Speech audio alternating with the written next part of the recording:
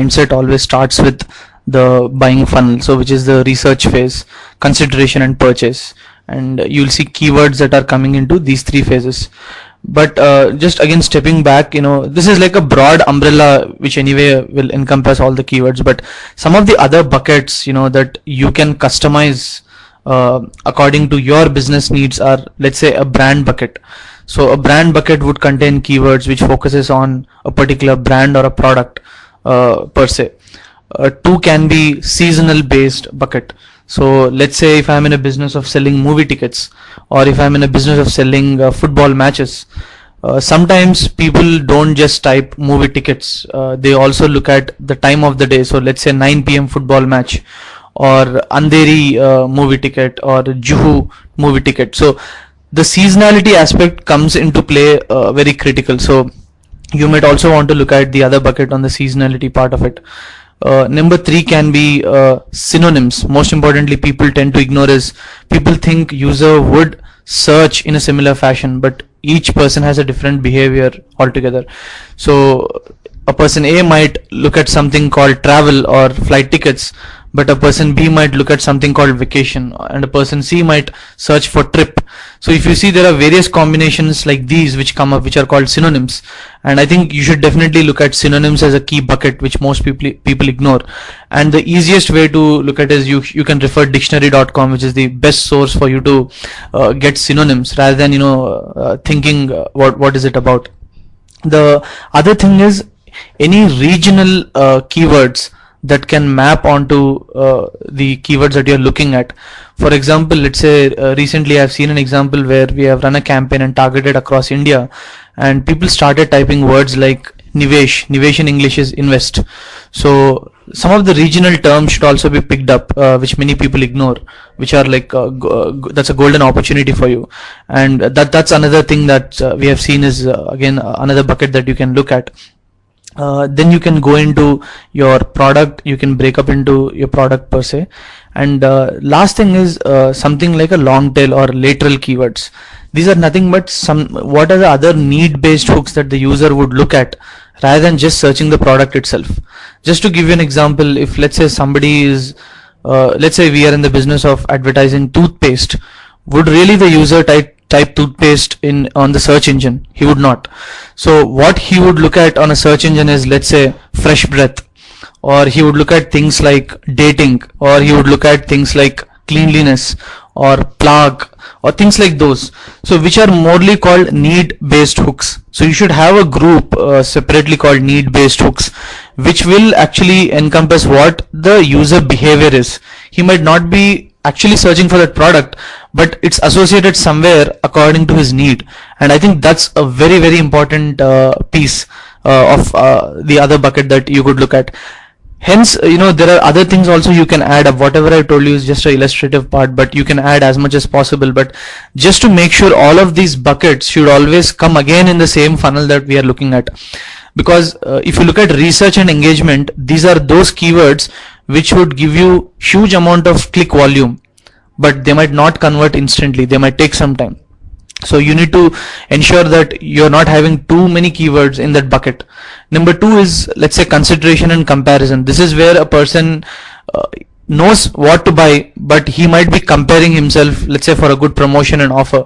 Maybe this is where you'll have keywords which are related to something called buy mobile phone, or buy this, buy that, and things like those. And lastly, purchase. A purchase guy will definitely convert no matter what. So these are certain long keywords, something like book Taj Hotel in Mumbai. So this is the keyword. So the number of searches on these keywords might be less, but he will definitely convert. So all the buckets that I have told you should be under these 3 broad parameters, so that when you start working on a campaign, it is more scientific rather than just looking at a campaign from a click or a CPC or your goal perspective. You'll start getting a lot of learnings if you start dividing this into these buckets. Right.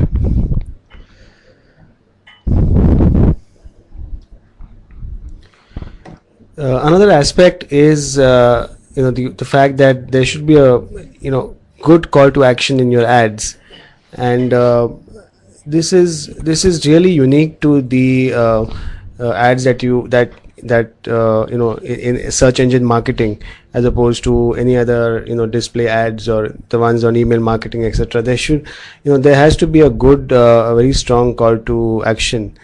And Srini, do you think that is this would you say that this is a general rule that ads need to show some kind of urgency to really evoke action? Click now, register now. Do you think that it's kind of necessary to use these kind of action oriented words in your ads? Like I'll actually compare this to something like a shopping experience. Let's say I go into Shoppers Stop and I'm looking for a product. Let's say I'm trying to buy a shirt. There is somebody to assist me saying, sir, there's offer running, so please buy it right now, and there's a discount for you if you buy it today. Now if you see there, what somebody is doing is basically the salesperson is helping me to get my decision in place. Similarly, when it comes to search engine marketing, there is no physical person. Hence, a call to action element is something like a guider for the user. So definitely it creates an urgency, but more importantly, he's telling the user what to do next. So I have seen some ads which read as very good home loans from X particular bank, no more. Now I don't understand what do I do with that. So what should I know more? So the user gets confused there. Or if I say that 8% home loan apply today. So what it means is I can understand that, okay, this particular bank is giving me a 8% loan. Hence now I have to apply for the loan. So the apply, get now, download, and all of this are guiding elements for the user. It definitely will lead into business, but more importantly, the user will understand what to do. I have seen some ads which say that book now, but when he goes to the website, there's nothing that the user needs to do. It's just some content which is there on the website. Again, that's misleading. So more importantly, there has to be a proper mapping with what you have on your website or your business that your end objective is versus what you have on the ad. So hence call to action elements become a very critical point. Especially if I refer back to the earlier discussion of funnels. The key thing is call to action always links back to again the same funnel thing that I was talking about, the purchase part. If you put a call to action element which is more enticing to the user, he will definitely convert. I think is there a question? Yeah, so we see a question about saying that if the key is the product, and if it's not an impulse product, then perhaps a different